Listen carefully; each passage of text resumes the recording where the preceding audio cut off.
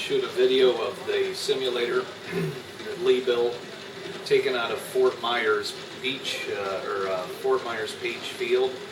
I've set up the weather for 200 foot and a half-mile visibility at night, and we're going to be using the GNS 530W on an ILS, the G600 for navigation display, primary flight display, and show you how all the switches work and the autopilot also. So I'm going to start it from a cold cockpit and start firing it up right now. So just like the real airplane, we're going to turn on the master switch. I'm going to turn on the avionics before I start the engines just so you can see how it comes up. Just like in the real airplane, the 530W fires up, goes through its check place pages. I can hit the enter button to scroll through them faster, just like in the real airplane. Brings the screen up. G600's fired up. I can hit this key to start it, just like in the real airplane. And as you can see, our gear lights are on, our gear is down. You might not be able to see that in this video. But anyway, I'll go ahead and start the engines. And to start the engines, you have to bring the mixtures forward. Throttles are back, props are forward. And you start the right engine first. See it fired up there, manifold pressure came down. Left engine. Fired up, alternators are online. So our engines are fired up and running. I'm going to go ahead and turn on the strobe lights, the nav light, and the beacon light. So we got our outside lights on. I'll turn the lights on, landing lights on and off just so you can see it. So we'll leave the landing lights on for now. Again, like in the real airplane, I want to hit direct to. These controls just work just like the real airplane. I put an FMY, which is Fort Myers.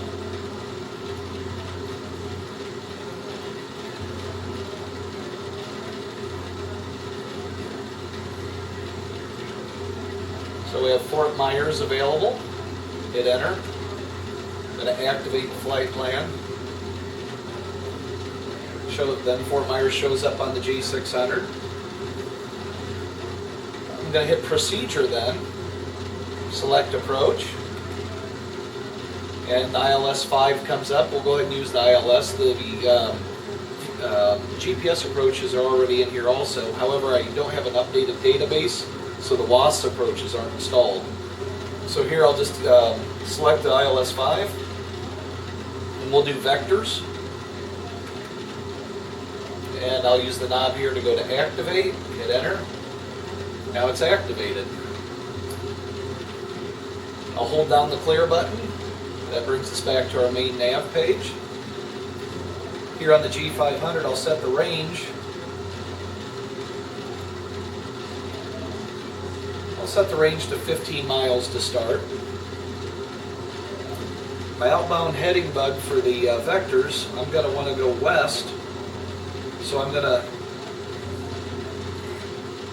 move the heading bug to west on the G500.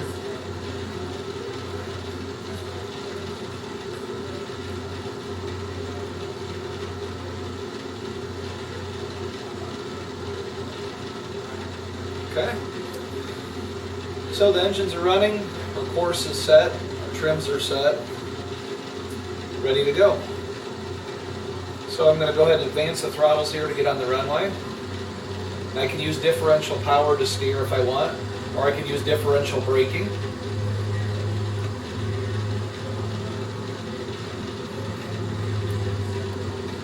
I already read the POH, so I know how to fly the plane.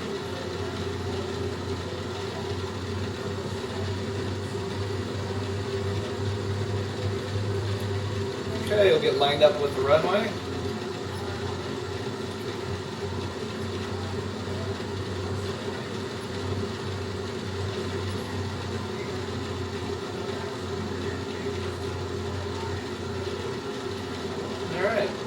full power.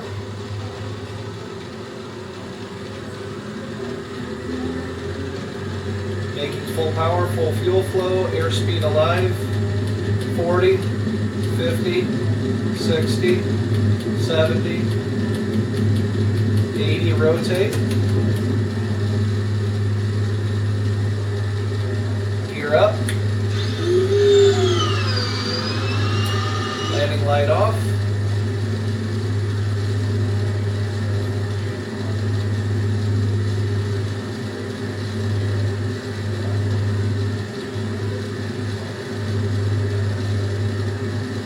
And I'll reduce power just because I don't need to climb this fast.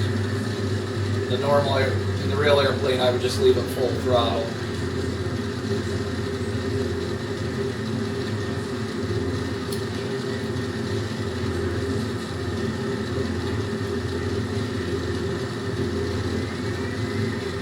Okay, we're 800 feet, climbing at 130 knots, going to 2,000 feet.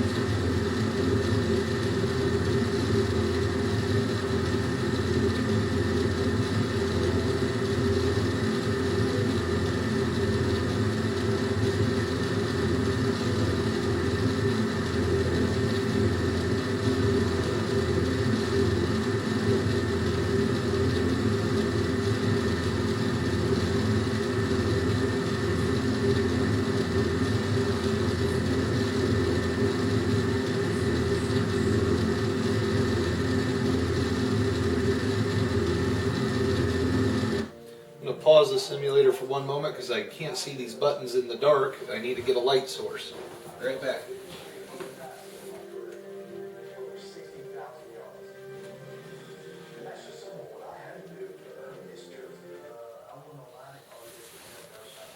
Can't pause the real airplane, but can in the simulator. Okay, heading's the first one and the altitude is next to last, so I can remember that.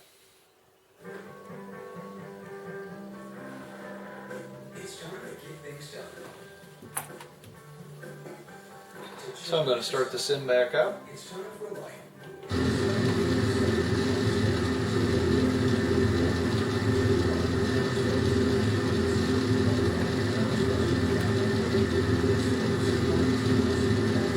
Okay, I've engaged the heading portion of the autopilot.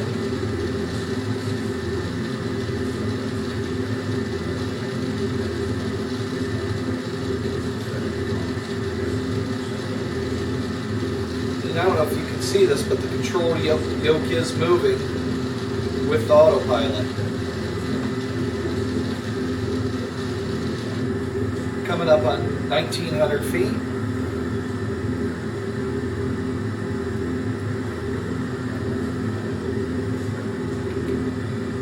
I put the altitude hold on at 2,000 feet. The autopilot is doing 2,000 feet now.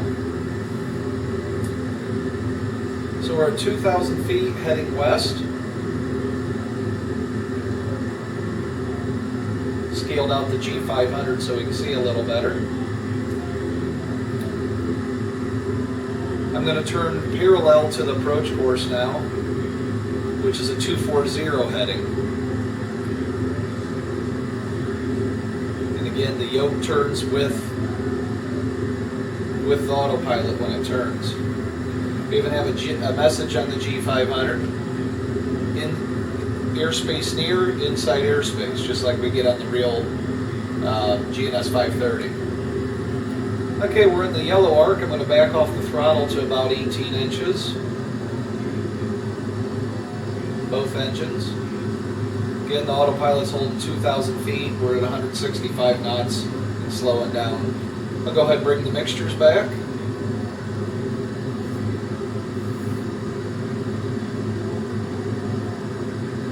Okay, we're heading parallel now with the approach course into Fort Myers runway 5. As you can see, the screen is black. We've come out of the rain. I had it set up for moderate rain, but I set the top of the rain at 1,500. So as we descend back down, we'll come into the rain again.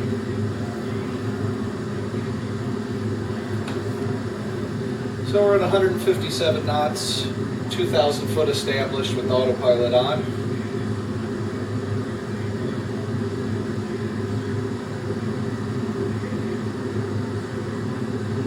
Have also an alert on the G600, we'll look at that.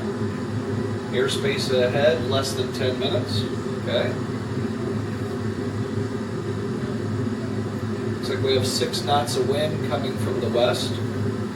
Or excuse me, coming from the, looks like they're coming from about the northwest, about a 330 heading. My backup altimeter also says 2,000 feet. Backup horizons indicating correctly, and my backup airspeed is also.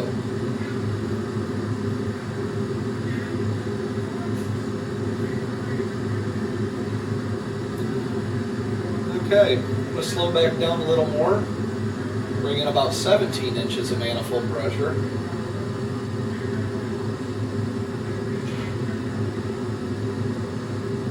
That gets us gear speed.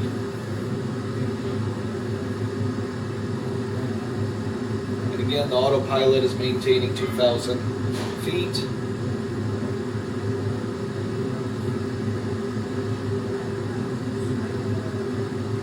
Our inbound course is 050 for the ILS. Our ground speed's 152 knots, our true airspeed's 147.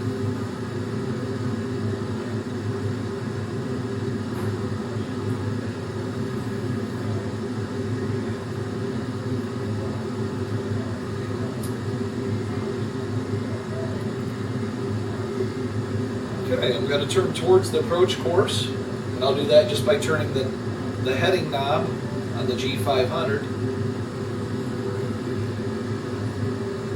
Initially, I'll turn perpendicular to the course line.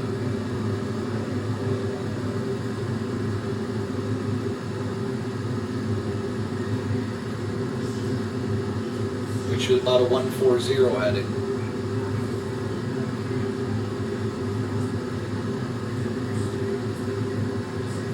So there, I have a 140 heading dialed in. The autopilot is doing a good job coming around.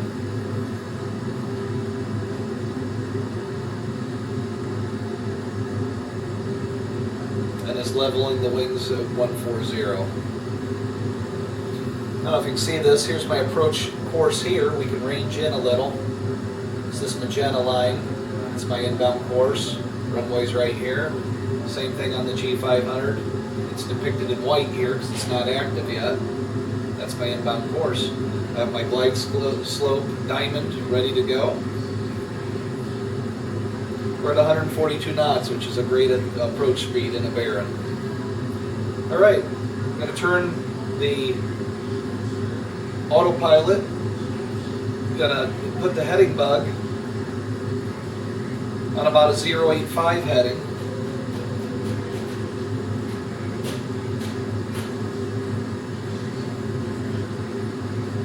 Which is a 35-degree intercept.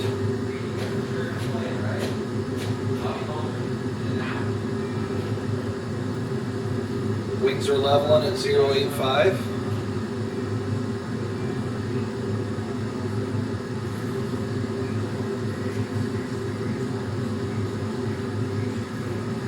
.141 knots, 2,000 feet. We're below the glide slope.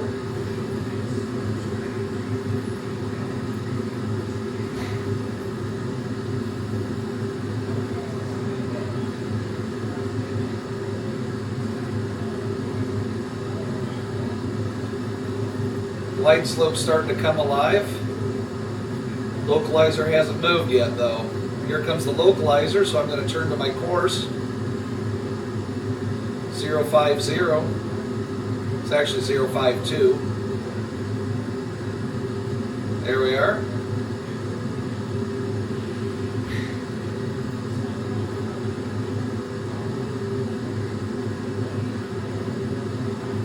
Put in about 057 to intercept fully.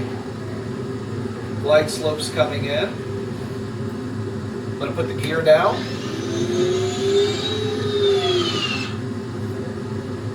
Three green. I'm going to kill the autopilot with the red button.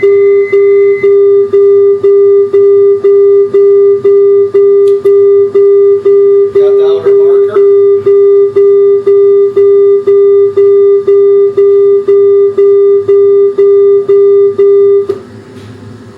we're established on the ILS. We have it nailed. We have the glide slope nailed. Now I just have to maintain heading to stay on the ILS, or on the localizer.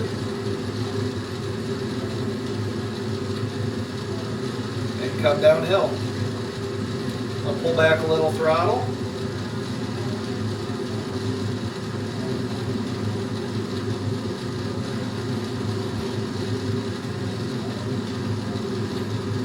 About 2.5 degrees pitch down is perfect.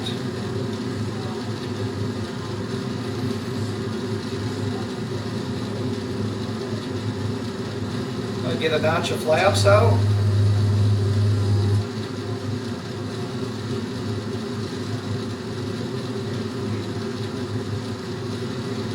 Localizer's nailed, glide slope's nailed. 133 knots. 127 knots. We're at 920 feet.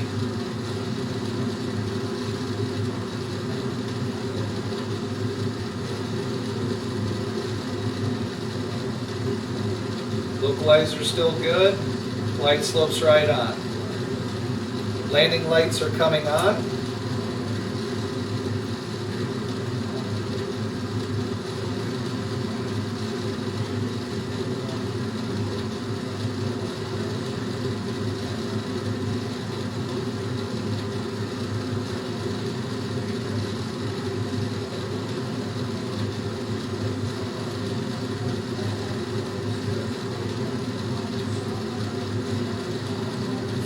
.80 feet. Missed approach will be 200.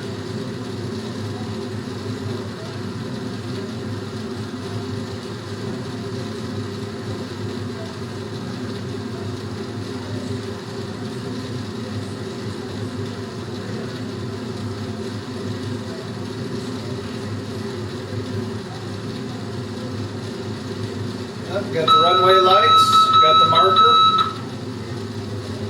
Power off, full flaps. There's the runway, airplane taking the runway.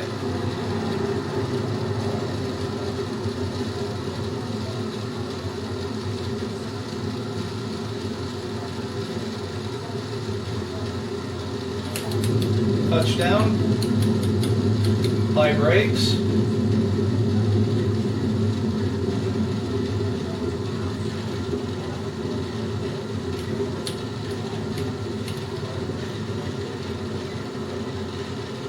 Take the taxiway here.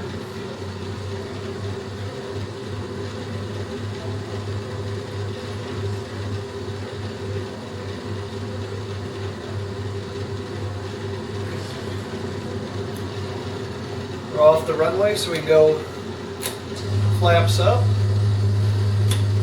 props forward, leave the mixtures back.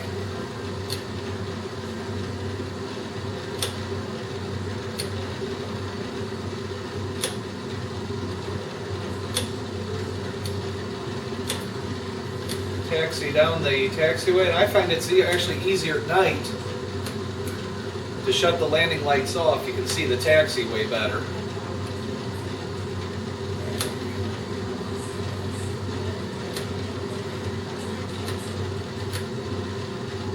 As I'm taxiing, the stick's kicking back at me here. I'm actually feeling the bumps in the taxiway just like I would in the real airplane.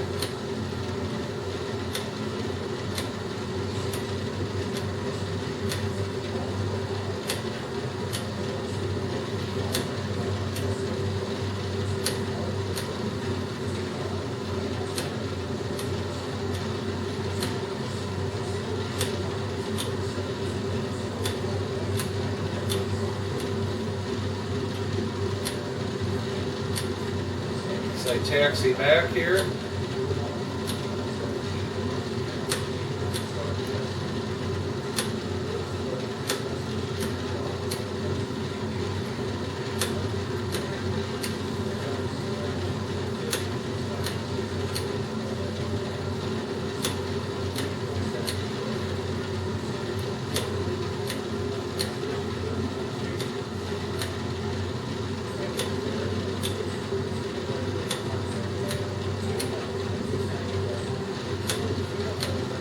back to the approach end of runway 5, end of the taxiway Alpha.